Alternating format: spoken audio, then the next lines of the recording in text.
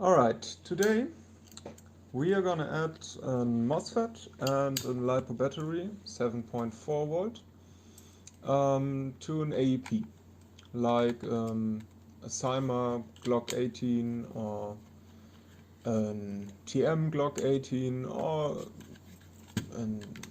it works mostly the same. This is a Cyma G18 and it's CM.030. What we're gonna do is we get out the old battery compartment here.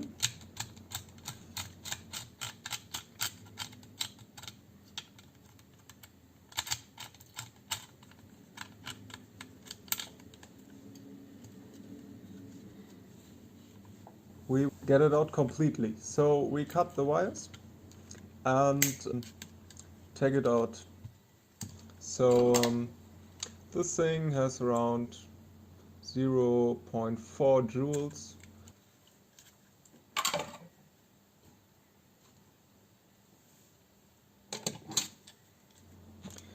So the old battery compartment gets out. You can actually break it. As you can see, I do break it. That's no problem. You will never need it anymore.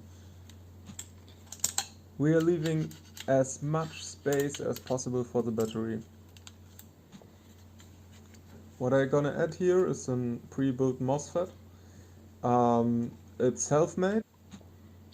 So the place where we will put the MOSFET is where the battery compartment was. So we will save a lot of space here if we take it out and put the MOSFET here. It's another position than the Cyma MOSFETs, which are recently on the market. Something similar to these Yakuza AEPs, which burned like every time, I think. As you can see, the MOSFET fits in perfectly. That's because I just built it that way. And we just gonna add this cable here. This is the one who goes to the motor, to the cable that's already coming out of the gun from the motor. Yeah, some of you may ask, hey, why do you do this? An AEP works quite well, and yeah, it does, but it's getting faster. It's getting faster and it's getting responsive, and I like that. So if I pull the trigger, I want it to shoot. That's easy. And I want it to shoot the moment I pull the trigger, not like a little bit later.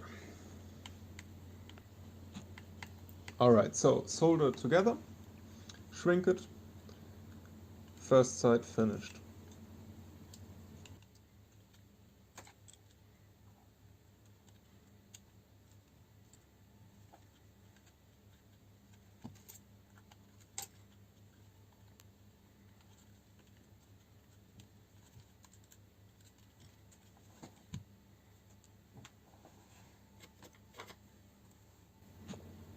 We only need a very small piece of signal wire, which goes from the switch to the MOSFET.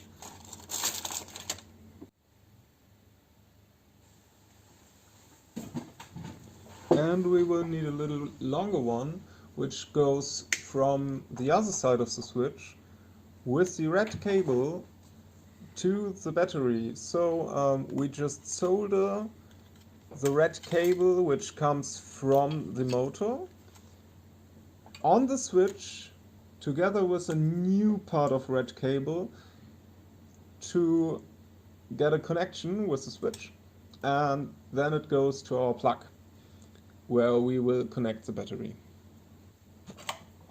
As you may have mentioned, every time I solder, I add soldering liquid. You can also go with soldering paste, but only do this if you have a pre-wired MOSFET, because if you do this on the MOSFET itself, it may actually connect things. So if you have too much of it, you definitely have to clean it. If you're going to use solder paste, what the fuck? I'm not a native English speaker, you really should have mentioned yet. In fact, if you use soldering paste, definitely clean up afterwards.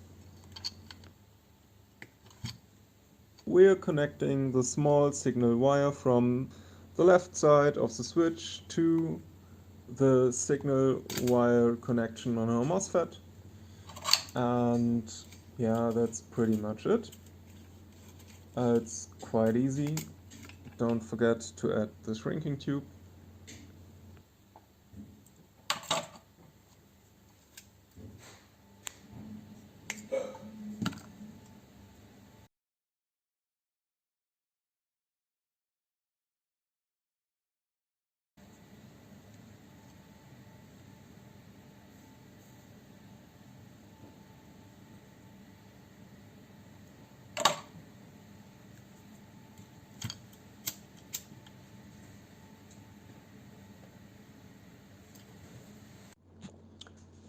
Alright, the wiring is done, so we're gonna add the black plastic cover here. The placing of wires is important here. So you may try to hold them all in place, you may glue them. I do not recommend this, but you can. As it's not that important on an AEP, which does not go with very high currents, you can actually go for wiring which bends and holds in place. I go for silicon wiring. Silicon wire is much more flexible, and the resistance is definitely lower. So you get a little tiny bit of extra firepower out of it. Not power, but speed, you know.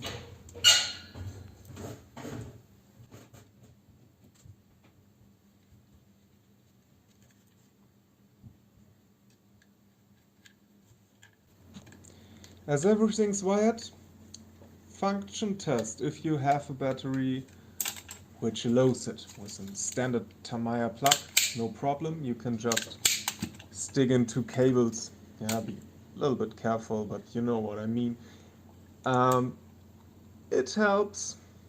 If you did anything wrong, you don't want to have everything finished, your plugs on and stuff, and then you connect the battery and everything burns, or it just fires full out or stuff. These things happen. It's a MOSFET. These things happen occasionally. So if everything's on here, I actually get a cable tie and connect the cables with the inner barrel, so I cannot accidentally grab the cables and get them out of the MOSFET. Everything holds in place. That's nice. And this black cover for the inner barrel is no problem to get over it. So yeah, there's no real need for it, but I do it for, yeah, cosmetic reasons, you know.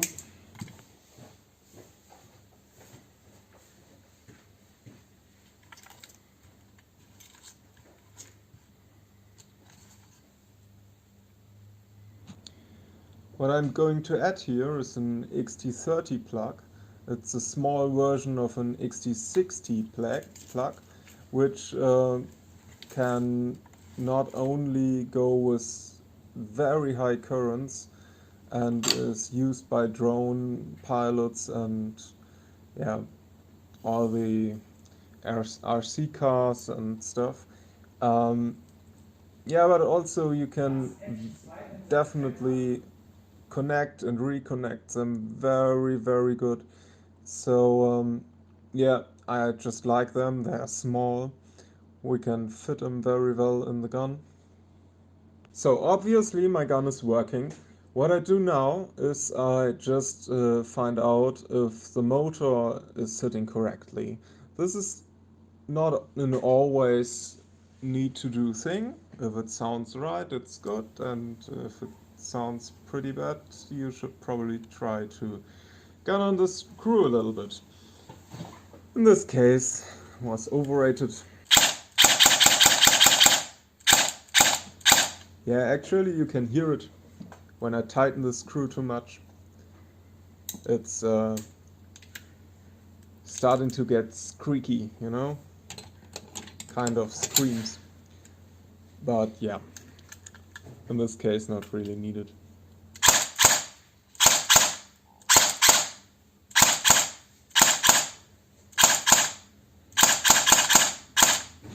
What goes a lot better is the responsiveness. So if you just pull the trigger, the shot comes actually a lot faster. It's I pull it, it shoots. It's not I pull it, the gearbox does nyek, and then it shoots. In this case, if you just try to close your AEP, it's easier to switch this to semi-auto. So it got up from 680 per minute to 900 per minute. I'm just gonna fill a magazine with some 3D printed magazine plate here. It's a magazine for another AEP. It holds 36 rounds, and we're gonna chrono test it. So the energy is the same as before, but the rate of fire is... Alright, ladies and gentlemen, thanks for watching. I will try to add more of these videos, and if you like them, yeah, blah blah, stuff, you can just subscribe, and you may like, and you may follow me on Instagram. Yeah, I got Instagram.